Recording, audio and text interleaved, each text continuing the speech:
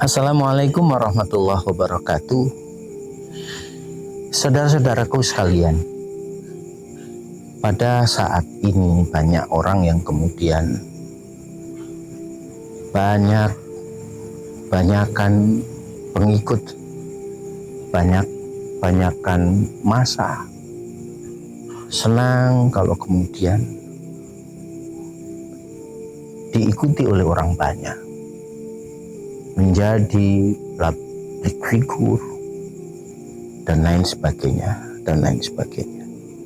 Bukan sesuatu yang buruk memang, tapi hendaklah kita juga mewaspadai bahwa nanti pada suatu saat ketika di akhirat kelak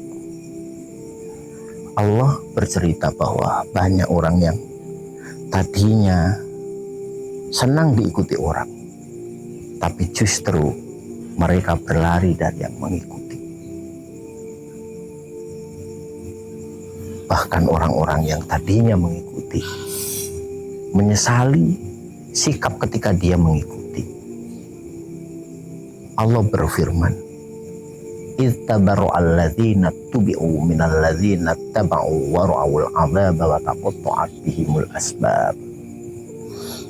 Dan ingatlah ketika orang-orang yang diikuti berlari dari orang-orang yang mengikuti. Pada saat dia telah melihat azab, wa qala alladzina taba'u law anna lana karratan fanatabarra'a minhum kama tabarra'u minna. Sehingga orang-orang yang mengikuti pun memiliki penyesalan dan kemudian mengatakan, kalau tahu demikian, kalau seandainya dikembalikan hidup lagi, aku gak akan mau mengikutinya.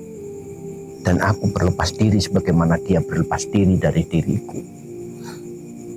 Saudaraku, satu-satunya orang yang bisa kita ikuti dan kita harapkan syafaatnya kelak adalah Rasulullah Sallallahu Alaihi Wasallam.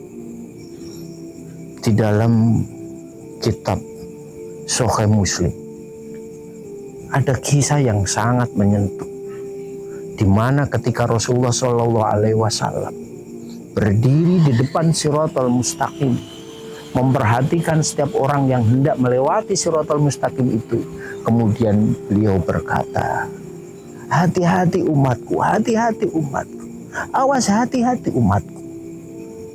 Orang-orang yang melewati Shiratal Mustaqim itu, ada yang baru menginjakkan kakinya dan jatuh ke neraka. Ada yang 2 langkah jatuh, ada yang beberapa langkah jatuh. Sampai Rasulullah kemudian menangis, ya Allah umatku, ya Allah umatku, ya Allah umatku. Sehingga Allah kemudian berfirman, Muhammad, apa yang terjadi? Katakan, aku akan dengarkan. Mintalah, aku akan berikan. Mintalah syafaat dan aku izinkan engkau untuk memberikan syafaat. Iya ya Allah, umatku ya Allah, aku mohon agar engkau mengizinkanku memberikan syafaat. Maka kemudian Rasulullah memberikan syafaat orang-orang yang jatuh ke neraka itu, sehingga satu persatu terangkat. Dan peristiwa itu berulang lagi. Sampai pada saatnya, ketika kejadian terakhir, ada orang yang di dalam neraka, dan itu adalah umat beliau. Beliau menangis, ya Allah umatku, ya Allah umatku, ya Allah umatku. Lagi-lagi Allah kemudian menjawab, apa yang terjadi Muhammad? Katakan, aku akan mendengarkan. Mintalah, aku akan berikan, dan berharap syafaat, aku akan syafaati. Iya ya Allah, umatku masih ada di dalam neraka. Maka Allah kemudian mengizinkan Rasulullah SAW untuk memberikan syafaat, sehingga yang di neraka itu terangkat. Namun sayang, pada saat orang-orang ini terangkat, tiba-tiba saja Al-Quran menghantamnya, dan kemudian orang ini jatuh. Rasulullah kemudian menangis dan mengadukan persoalan ini kepada Allah. Apa yang terjadi Muhammad? Itu umatku ya Allah. Dia telah aku berikan syafaat sebagaimana engkau mengizinkan aku memberikan syafaat. Tapi Al-Quran menghantamnya dan dia jatuh. Maka kemudian Allah mengatakan, bila demikian halnya, maka dia kekal di dalam neraka. ada dua hal yang patut kita ambil pelajaran dari sini.